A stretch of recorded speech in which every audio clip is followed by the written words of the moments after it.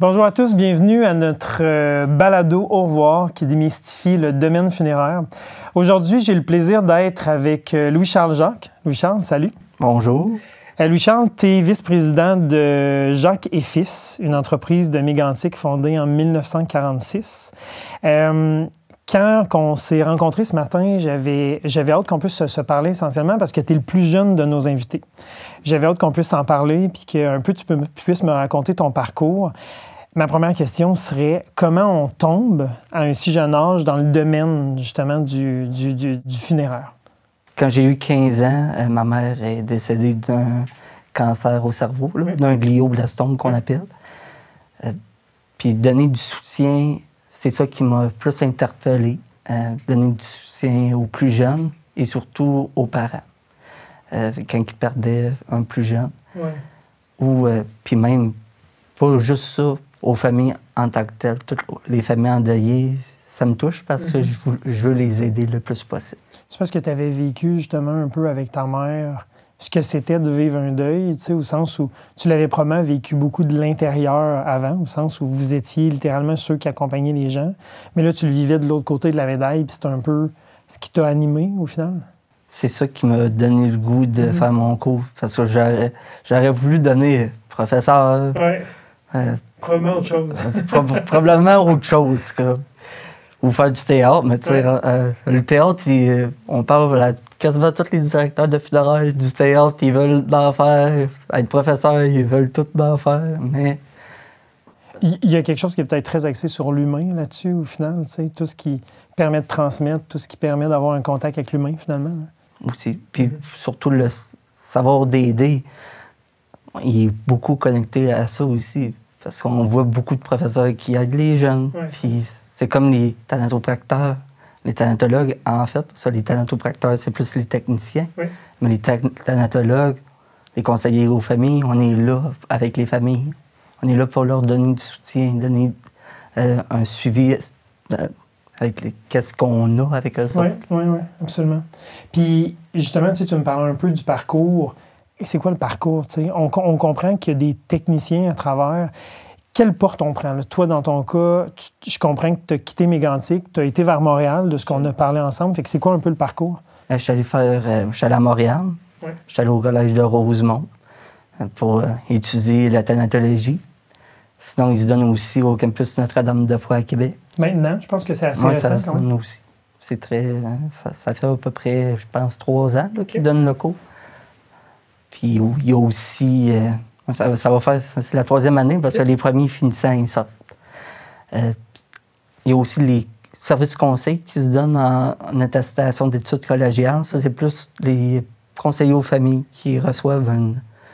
Ils peuvent pas embaumer, mais au moins, ils peuvent rencontrer les familles. Ils savent les formalités légales.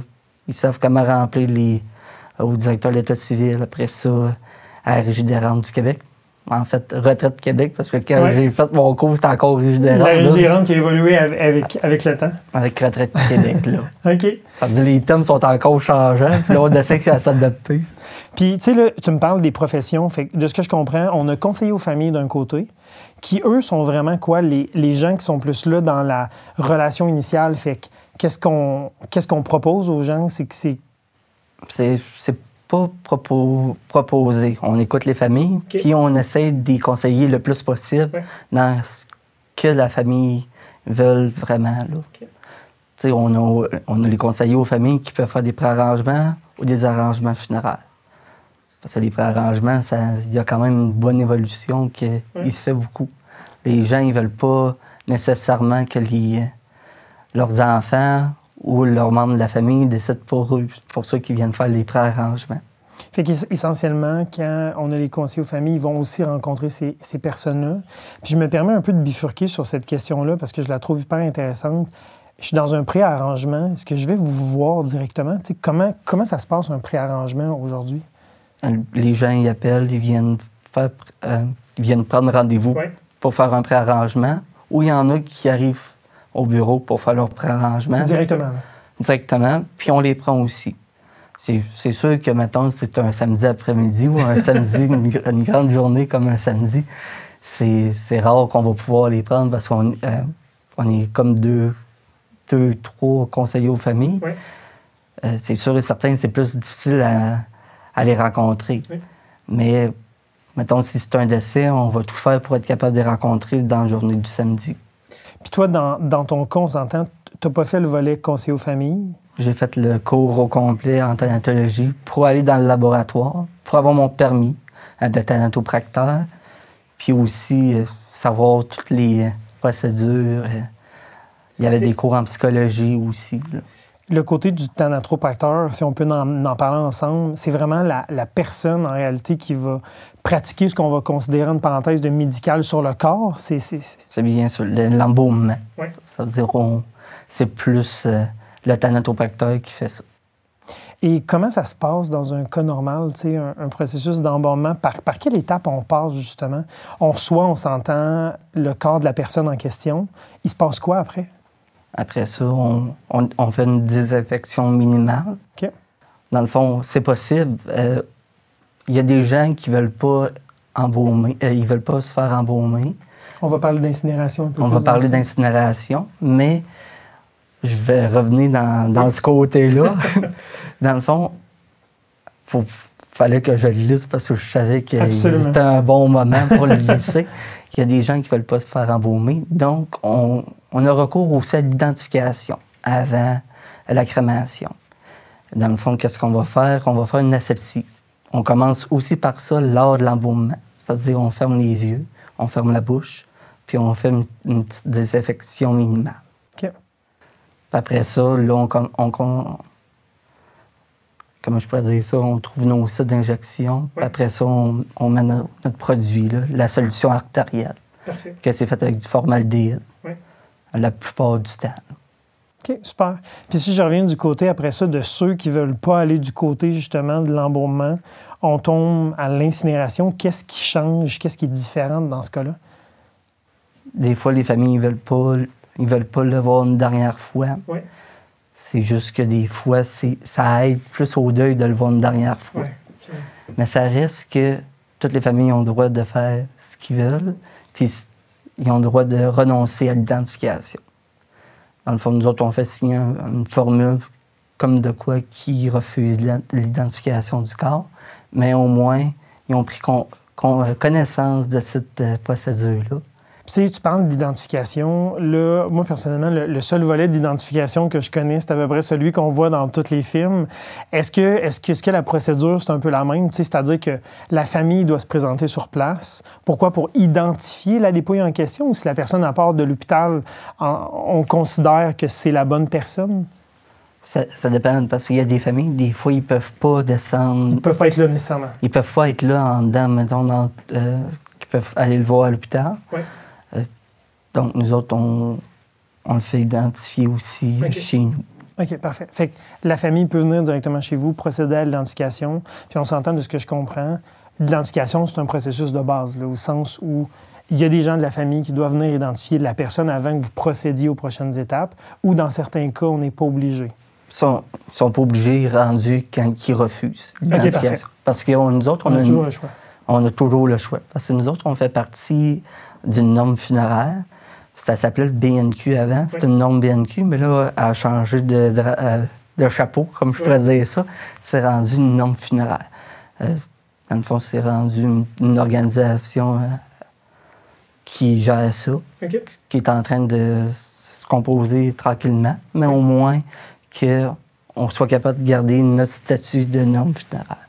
Puis on s'entend que dans ce cas de norme-là, quand une famille ne peut pas venir voir la personne en question ou refuse de le voir, j'imagine que vous, il y a certaines procédures que vous devez appliquer. Vous ne pouvez pas juste dire, bien, on considère d'emblée que c'est la bonne personne. C'est sûr. Mais avec la formule, vu qu'ils refusent l'identification, c'est comme s'ils refusaient de le voir. Ça veut dire que c'est ça la procédure. Là. OK, excellent. Je comprends. Mais il y a quand même des procédures. Il faut que la personne signe la requête de crémation avant que la crémation soit faite. Okay. Puis, je reviens avec l'embaumement. Oui. C'est que même avant l'embaumement, on demande tout le temps le consentement des familles. Okay. Pour pas qu'il y ait un acte de mutilation qui se fasse. Qui ne serait pas autorisé par la famille en question. C'est ça. OK. Puis aussi, on respecte les contrats de préarrangement. D'arrangement préalable, en fait. Parce que si la personne elle voulait se faire embaumer, il faut quand même que la personne soit capable de garder ses propres volontés, ses dernières volontés, donc on doit les respecter. Je me permets de te poser une question peut-être un peu singulière que tu as peut-être déjà vécue ou pas, mais est-ce que ça peut arriver dans certains cas où la famille et la personne défunte n'avaient pas nécessairement les mêmes volontés? Où il peut y avoir un peu, je dirais pas une opposition, mais il peut peut-être avoir une surprise de la famille en disant « ben c'était pas ça qu'on pensait qu'elle avait demandé ou autre ».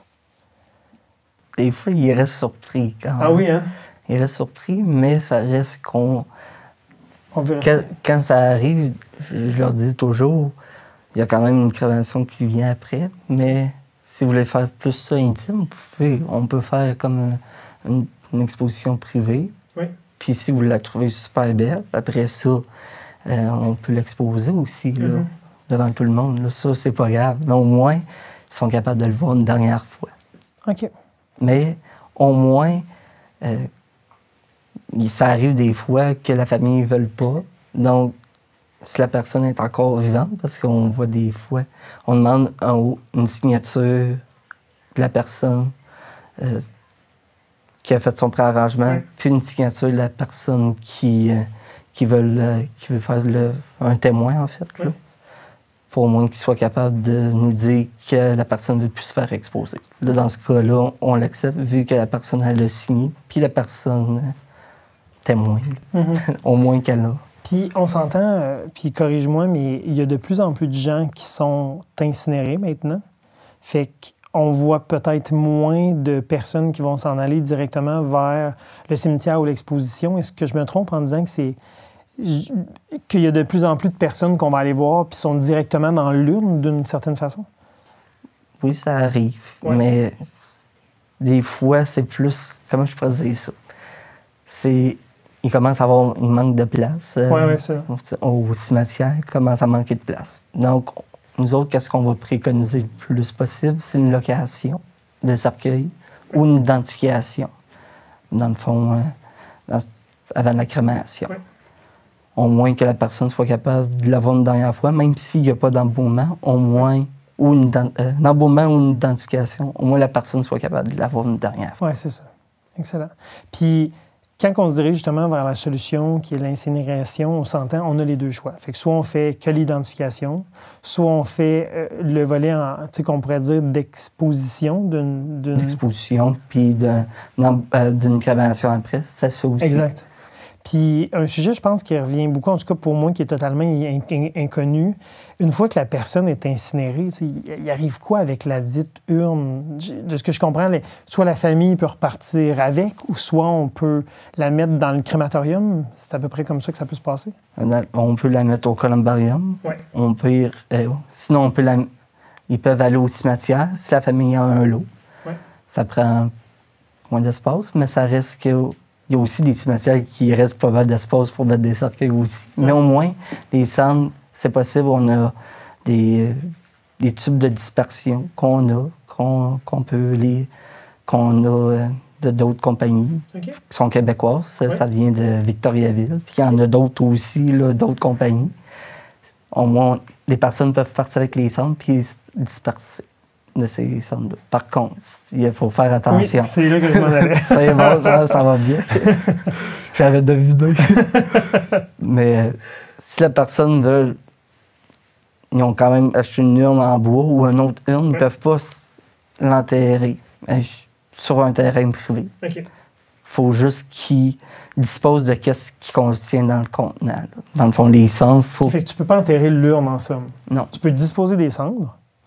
Puis là, je te poserai la question un peu que probablement tout le monde se pose, mais c'est-tu légal de disposer des cendres? Tu sais, j'imagine qu'un peu partout, dans la cinématographie, on voit beaucoup le classique « je répands à la mer » ou « je répands ailleurs ». Est-ce que c'est vraiment légal de le faire? Est-ce qu'il y a des endroits pour le faire? Il y a des endroits pour le faire. Il y a certains, plus dans la région de Montréal, qui sont en train de travailler sur des projets pour ça. Mais sinon, ils peuvent aller, si mettons, papa et maman peuvent aller pêcher, ils peuvent amener, mais il faut juste faire attention comme à le disperser. Il ne faut pas le mettre en contrevent, sinon j'imagine. sinon ça va un peu fonctionne mal. Pas super bien, oui. OK, fait que de ce que je comprends, je peux quand même. Fait que si demain matin, je veux aller faire une dispersion de cendres d'une personne qui m'était proche, tu prends l'exemple du lac de pêche, je peux, et j'ai légalement le droit de pouvoir aller à ce lac-là en question et de pouvoir disperser. C'est juste que le contenant, il faut que vous trouviez une autre place. OK, là. excellent, parfait. Sinon, il y a aussi les columbariums, que c'est possible à aller, ou au cimetière. Columbarium, je me suis trompé sur le mot tantôt, puis tu me rattrapes bien, mais comment ça fonctionne à ce moment-là? T'sais, on s'entend, les columbariums sont essentiellement dans les maisons funéraires ou on peut en retrouver ailleurs aussi? On a dans des cimetières aussi.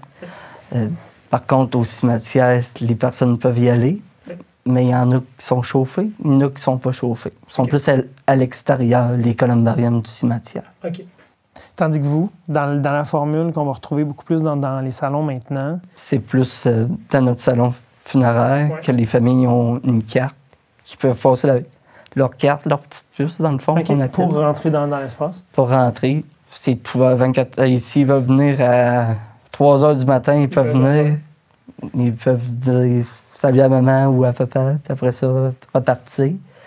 Puis c'est des contrats de 50 à 25 ans. Okay. Au début, on faisait des contrats de 100 ans, mais on n'en fait plus parce que sinon, juste après 50 ans, on a de la misère à retrouver les familles, mais au moins...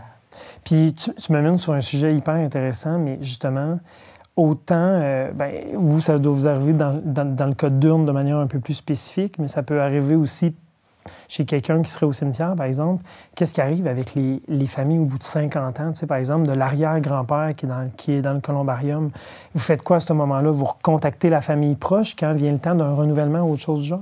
Nous autres, on les appelle pendant un an. S'ils ne nous rappellent pas après cette année-là, on prend l'urne puis on l'enlève du columbarium. Okay. On la met dans une jarre de voûte. Oui.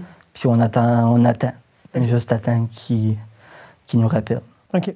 Est-ce que ça arrive qu'il y a des gens, par exemple, que soit les familles se sont expatriées, se sont éloignées, ou il y a des personnes qui vont tomber seules aussi, souvent des personnes, par exemple, qui n'ont qu'une famille de proximité. Qu'est-ce qu'on fait avec l'urne? Après ça, j'imagine qu'elle doit être disposée à un certain moment. Dans le fond, la loi dit que si le centre funéraire, ils peuvent en disposer de qu'est-ce qu'ils veulent. Okay. Dans le fond, ce qui veut dire qu'il faut quand même avoir un respect avec les familles. Là. Absolument. Ça veut dire on peut quand même l'inhumer, mettons, si on a un lot au cimetière ou des autres salons funéraires qui ont des cimetières, ils peuvent les enterrer dans une... Comment je pourrais dire ça? Je ne peux pas dire une... Mais c'est plus un espace que c'est... Ou est-ce qu'on va en disposer plusieurs, c'est ça. Par exemple? Okay. Merci du temps plus beau. Je reviendrai un peu à ton parcours puis à ton quotidien. Tu sais, on a parlé de où tu as étudié essentiellement, de tout le volet de la procédure après ça qui va s'en suivre. Mais je serais curieux un peu de t'entendre sur ton quotidien. Tu sais, ton rôle aujourd'hui, c'est quoi en tant que jeune dans une famille qui reprend un peu cette entreprise-là puis qui va assurer la prochaine génération? Comment ça se passe une journée typique? Une journée typique, c'est... Il y en a probablement plusieurs différentes, mais si on en prenait une typique. Dans une journée, je peux rencontrer une famille, mettons. Oui. Après ça, je peux faire... Après ça, je peux m'en aller rencontrer des fournisseurs, faire les soirs pour des expositions, parce que je trouve ça important qu'on reste envers les familles, surtout qu'ils nous choisissent. Oui.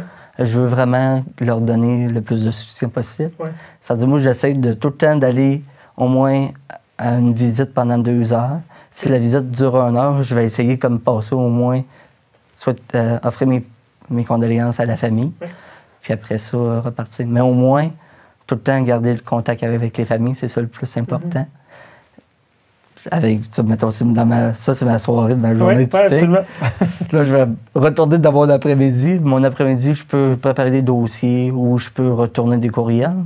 OK. Parce que surtout ça dépend. Des fois, avec tout le côté technologique des affaires qui sont arrivées dans le domaine, il commence à avoir des bugs un peu partout. Ça veut dire qu'il faut regarder si tout marche pour la fin de semaine. Ouais.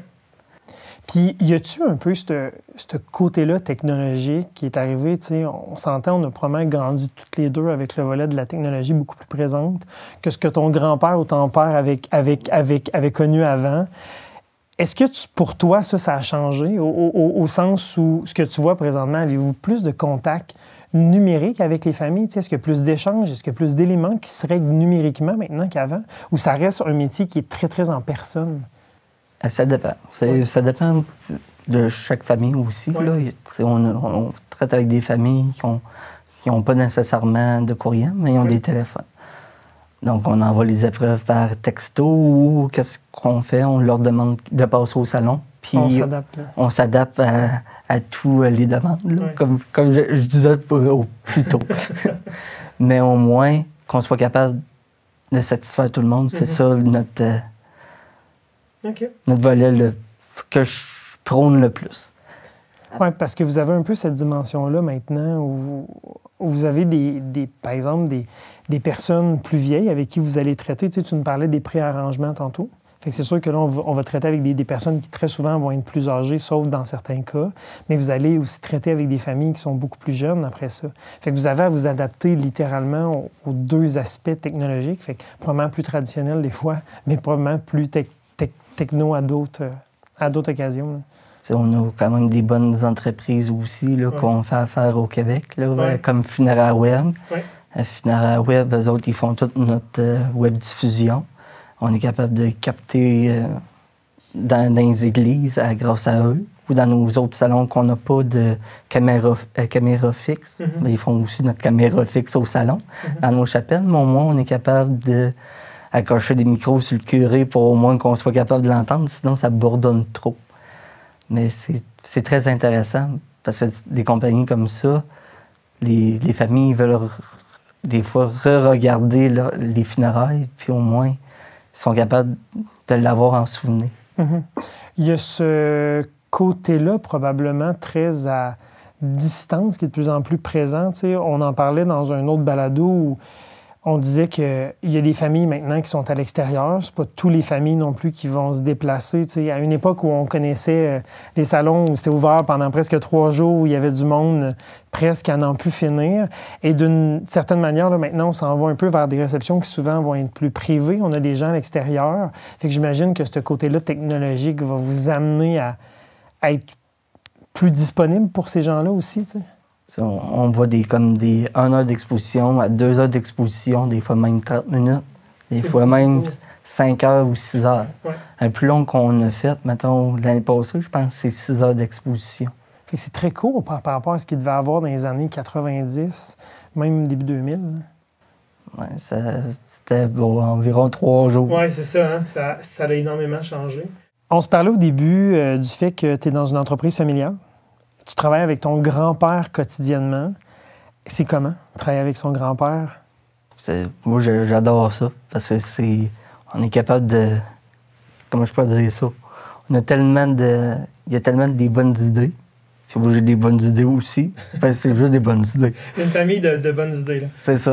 Il n'y a jamais de mauvaises idées là-dedans. Puis on se rejoint beaucoup. Puis quand que des fois, on n'est pas trop sûr de la décision de l'autre, dans la bonne idée. Ma grand-mère est aussi dans l'entreprise. Okay. Dans le fond, c'est elle que je vais voir ou mon grand-père va voir pour trancher. Pour trancher. Elle dit, moi, je veux pas mêler tout ça, mais c'est elle qui tranche quand même pas souvent. Y a-tu pour toi des fois un genre de choc des générations? Parce qu'il reste que ton grand-père doit faire ça, j'imagine, depuis quand même beaucoup d'années. Toi, t'arrives tout nouveau dans le domaine. Comment ça se passe un peu, ce côté-là? Ça se passe très bien, parce que quand je lui dis parce que moi, je gère beaucoup les fournisseurs. Je m'assois tout le temps avec pour lui dire, il y a ça, j'ai 3 propositions, je regarde ça, mais moi, je pense qu'on devrait aller avec eux parce qu'ils ont une bonne proposition. Ils ont la meilleure proposition. Puis là, ils regardent ça. Après ça, ils disent, bon, on va y aller avec ta proposition.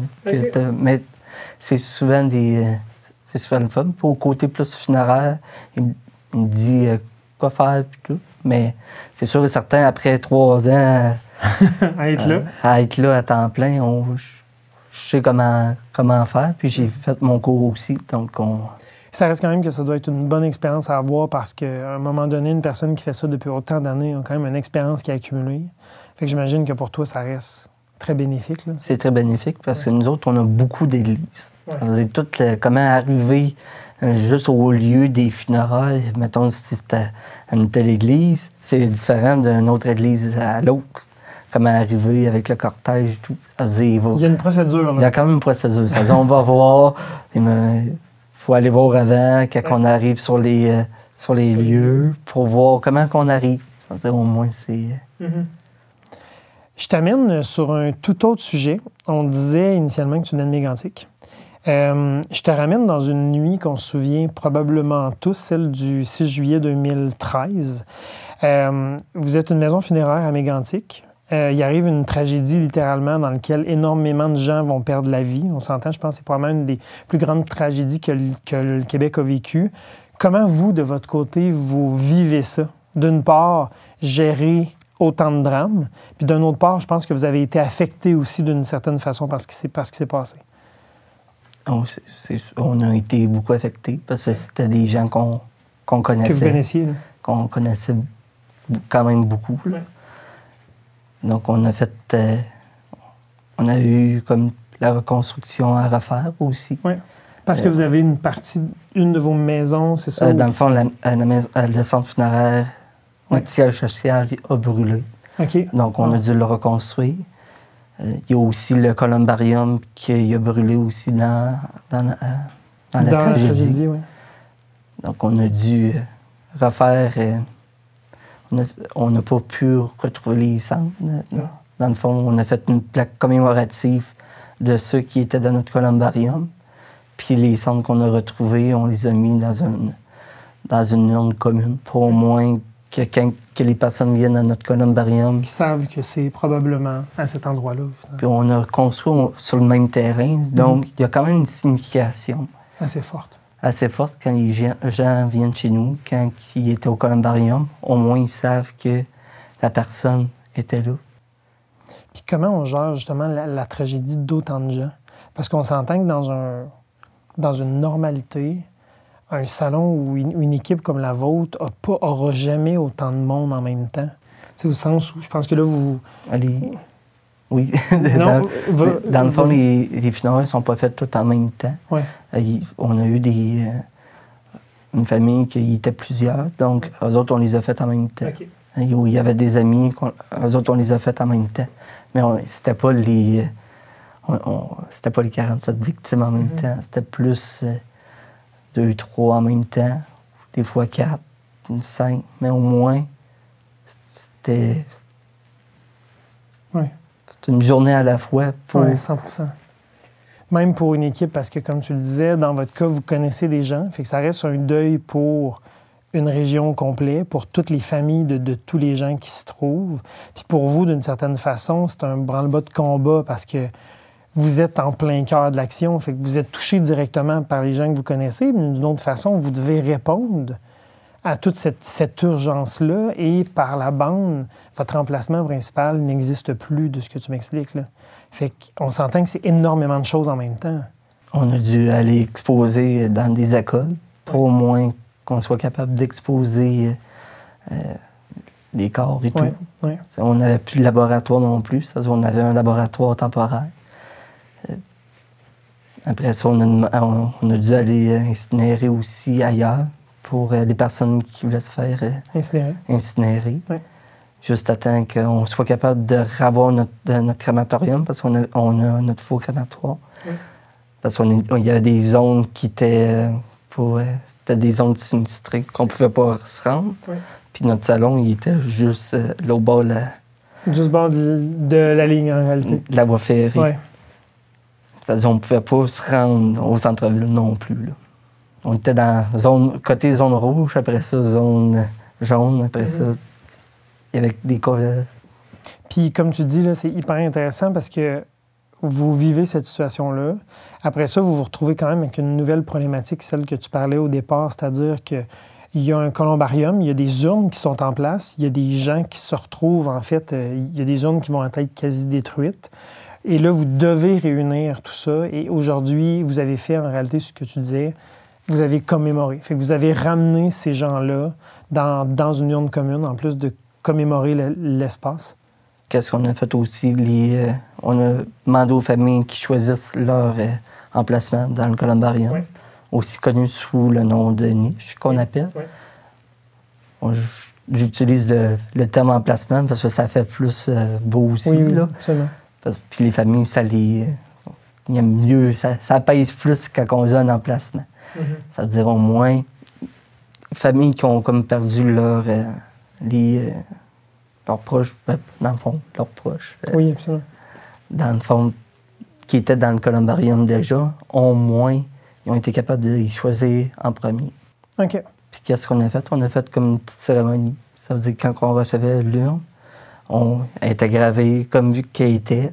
Puis on essayait d'avoir les mêmes matériaux que la famille avait choisis. Fait que de préserver ce souvenir-là de l'urne initiale, en réalité. Puis eux autres, qu'on a pu retrouver leur centre, qu'on était sûr que c'était eux autres. On était capable de les ramener au bon endroit. On les a mis dans la même urne, dans la nouvelle urne, mais dans la même urne. Oui. Puis après ça, eux autres, s'ils voulaient comme mettre des objets ou des mots qui disaient que, dans le fond, comment ils trouvaient, mettons, leur père ou leur mère, au moins ils étaient capables de l'écrire. Un mot personnel, au moins, pour redéposer quelque chose. Au moins qu'il y avait de quoi de personnel. C'est pour ça que le terme de niche, c'était les Amérindiens qui utilisaient ce terme-là. Oui. C'était pour au moins garder le souvenir de qu'est-ce que leur... Comme ils cachaient leurs bijoux, des biens précieux. Des biens précieux, dans le fond. C'est pour ça qu'on a fait quand même la même chose pour que les familles aient leurs biens précieux aussi. Louis-Charles, merci de ce partage-là, principalement sur ces événements-là qui nous ont tous marqués. Ça a été un plaisir de pouvoir jaser aussi avec toi aujourd'hui, d'en apprendre plus sur ton parcours, sur l'entreprise familiale, puis sur ce que vous faites. Ce sera un plaisir de pouvoir jaser ensemble une prochaine fois. Merci beaucoup. Merci. On invite les gens à découvrir le reste de la série Balado Au revoir avec nos autres intervenants pour démystifier le domaine funéraire. On se dit à la prochaine.